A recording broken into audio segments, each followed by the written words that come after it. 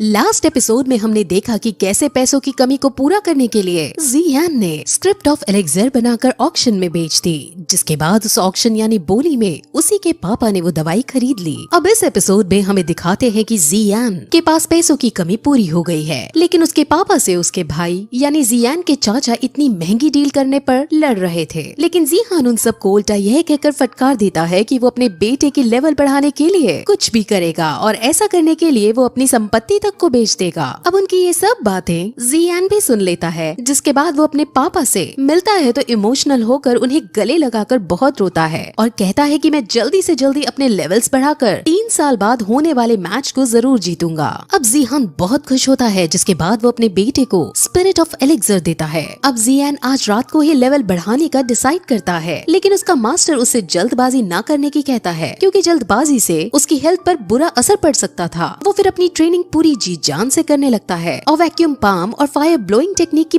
बहुत प्रैक्टिस करता है और इससे उसके मास्टर भी उसकी प्रोग्रेस को देखकर काफी इम्प्रेस होते हैं, क्योंकि वो उनकी आशा से भी ज्यादा आगे निकल रहा था, यानी बहुत ज्यादा अच्छा परफॉर्म कर रहा था। अब जियान का मन लेवल 7 पर पहुंचने का था, लेकिन मास्टर कहते हैं कि वहां तक पहुंचने में तुम्हें 1 साल का समय लगेगा। लेकिन जियान को 2 महीने के अंदर लेवल 7 तक पहुंचना था, क्योंकि 2 महीने बाद उसके शहर में कमिंग ऑफ एज सेरेमनी है, जिसके अंदर उसे अपनी कैपेबिलिटीज दिखानी है। वहीं हमें नायान को दिखाते हैं, जो अभी भी एक पर्वत पर बैठकर मेडिटेट कर रही थी और 3 साल बाद होने वाले मैच के बारे में सोच रही थी। वहीं फिर जियान को प्रैक्टिस करते हुए 1 महीना बीत जाता है, जिसके बाद उसकी बहन उससे सुबह सुबह बुलाने आती है, जिसके बाद वो दोनों उस टावर के पास जाते हैं जहाँ सब अपना लेवल चेक करते थे। पहले जी जूनियर अपना लेवल चेक करती है, जिसमें उसका लेवल 9 था, लेकिन जब जियान अपना लेवल चेक करने जाता है तो हमेशा की तरह सब उसका काफी मजाक उड़ाते हैं। लेकिन फिर जियान लेवल चेक करने जाता है, जिसके अंदर वो अपना लेवल 7 पाता है। असल में इस 1 महीने में उसने अपने मास्टर की मदद से नॉर्मल से काफी ज्यादा हार्ड ट्रेनिंग की थी और पानी को भी अपनी प्रोड्यूस की हुई फ्लेम से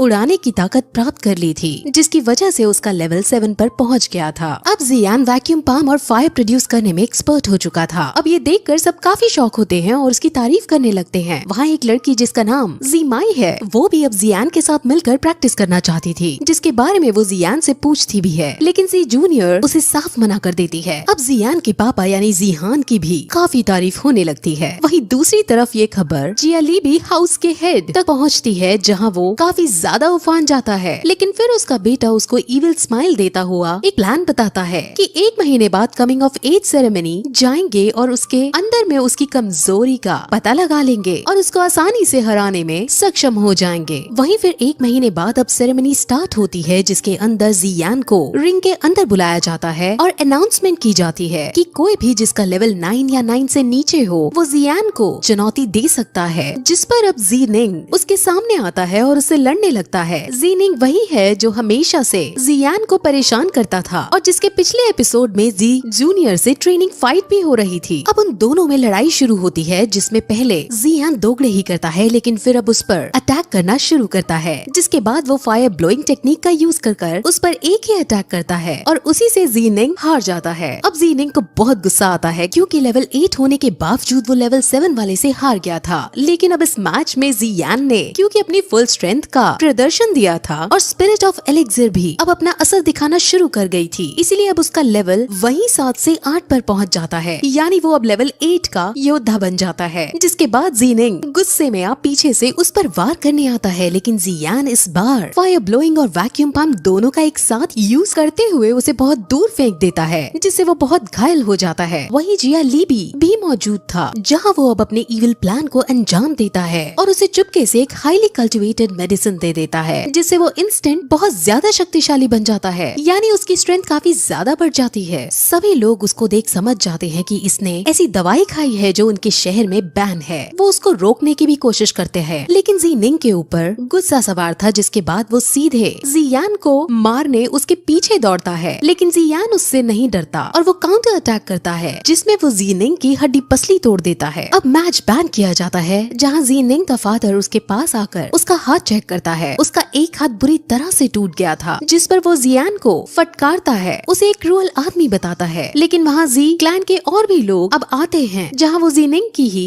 गलती बताते हैं, क्योंकि जो मेडिसिन उसने खाई थी वो उनके शहर में बैन थी और अब उसको वो 3 महीने के लिए जेल में डाल देते हैं और जियान को विनर घोषित कर दिया जाता है। जीनिंग जीनान के चाचा का बेटा था, यानी उसका ही भतीजा था। वहाँ पर याफी भी मौजूद थी और वो भी जियान को देखकर काफी ज्यादा शॉक हो गई थी। वहीं सब अब अपने अपने क्लान में लौट जाते हैं, जहाँ जियाली भी काफी ज्यादा आग बबूला हो रखा था, क्योंकि एक साल में लेवल 8 तक पहुँचने वाला इंसान उसने पहले कभी नहीं देखा था। असल में जियान की ताकत डे बाय डे बढ़ती जा रही थी, जिस वजह से जी क्लान मजबूत हो रहा था। और अगर ऐसा ही चलता रहा तो अगर उसकी शादी 3 साल बाद ना भी हो पाई, तब भी जियान इतना शक्तिशाली होगा कि वो अकेले ही सभी क्लान्स पर डोमिनेट कर पाएगा। इसलिए उन सभी को जियान से डर लगने लगा था। लेकिन अब भी उसका बेटा फिर से उन्हें चिंता न करने की कहता है और उन्हें एक आदमी से मिलवाता है। उस आदमी का नाम लियू जी है और वो हालांकि बहुत अय्याश किस्म का आदमी है, लेकिन जियाली बी की अगर कोई मदद कर सकता था तो वो ही आदमी था। जियाली बी उससे जी क्लान को डिस्ट्रॉय करने में मदद मांगता है, जिस पर वो मान जाता है, लेकिन अपनी एक शर्त रखता है कि अगर वो उससे ऑक्शन हाउस के इंचार्ज या फाई को लाकर उसे देगा, यानी लियू जी को या फाई के साथ अय्याशी करने का मौका मिलेगा, तभी वो जियाली बी की मदद कर देगा। अब जियाली बी के पास और कोई चारा नहीं था, इसलिए वो मान जाता है। वहीं हमें फिर जियान को दिखाते हैं जो बाजार में घूमते हुए अपनी बहन के साथ कई तरह की और टेक्निक पर डिस्कस कर रहा था। लेकिन वहाँ वो अपने आसपास ये नोटिस करते हैं कि आज की मार्केट अलग है। वहाँ जब वो इसका पता लगाने की कोशिश करते हैं तो उन्हें पता चलता है कि जियाली बी हाउस ने मार्केट को खरीद कर उनका दाम सस्ता कर दिया है, जिसकी वजह से जी क्लान की मार्केट पूरी तरह से बंद होने के कगार पर आ गई है। जिस पर अब जियान इसका कोई ना कोई सोल्यूशन निकालने का डिसाइड करता है और ऑक्शन हाउस में जाकर याफी से मिलता है, जहाँ वो उसे एक मेडिसिन फॉर्मूला देता है। वो मेडिसिन फॉर्मूला ब्लीडिंग वुंड्स को क्लॉट करने का था। असल में जिस चीज से जियाली बी ने मार्केट को अपने अंडर कर लिया था वो एक रेजिन्युएशन पाउडर था, जिसका दाम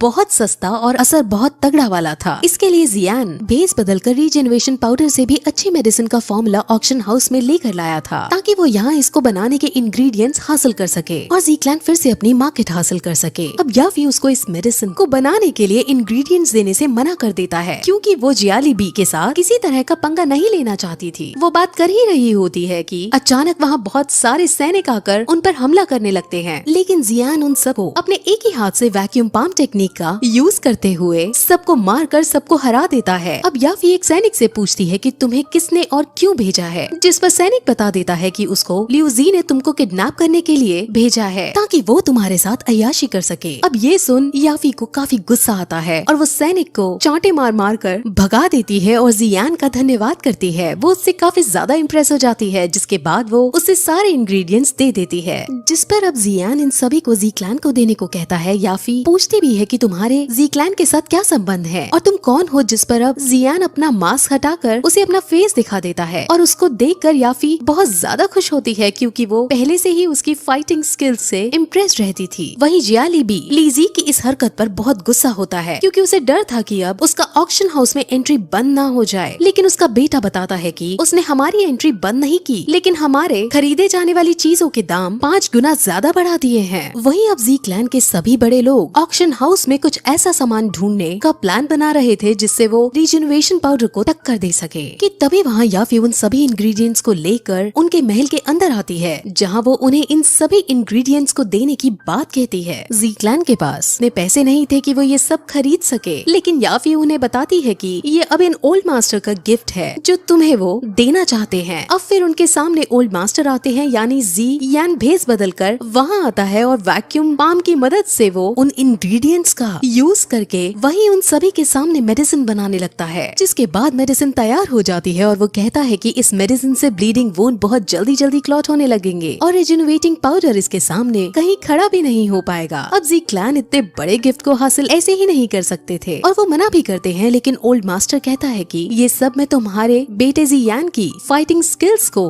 देखकर यानी उससे इम्प्रेस होकर दे रहा हूँ। और ये सब कहकर याफी और ओल्ड मास्टर दोनों वहाँ से चले जाते हैं। याफी रास्ते में उसे समझाती भी है कि जियाली बी से तुम्हें थोड़ा बचकर रहना पड़ेगा, लेकिन जियाली बी से कोई डर नहीं था। और इसी के साथ ये एपिसोड भी यहीं खत्म हो जाता है।